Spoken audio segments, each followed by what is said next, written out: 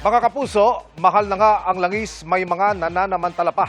Sa May Kawayan, Bulacan, nasa kote ang 11 sangkot sa paihi modus. Nakatutok si John Consulta. Exclusive! FBI!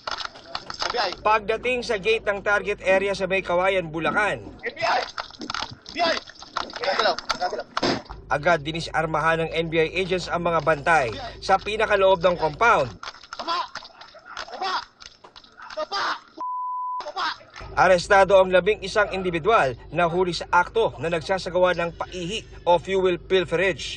1,000 galon ng gasolina at 10,000 litro ng methanol ang nakumpiska sa illegal na operasyon na ilang linggo rin minanmanan. Dito na natin nakita yung iba't ibang mga kagamitan sa pagsasagawa po ng pagbimix o yung adulteration ng fuel at yung pagsasalin po.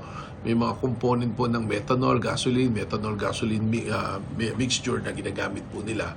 And upon verification po sa Department of Energy, they are not authorized to do this. Ayon sa NBI, delikado raw ang ginagawang paghahalo ng grupo ng mga fuel products at kemikal, lalo't di raw ito otorisado ng Department of Energy. Kung maisalin po sa mga sasakyan, maaaring makasira or higit pa rito, maaaring maging sanhi ng aksidente, pagkasunog or maaaring dahil sa pagkasira ay magkaroon ng aksidente sa pagbabiyahe.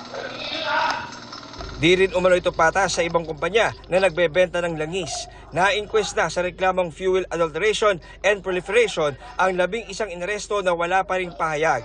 John Consulta, Nakatutok, 24 Oras.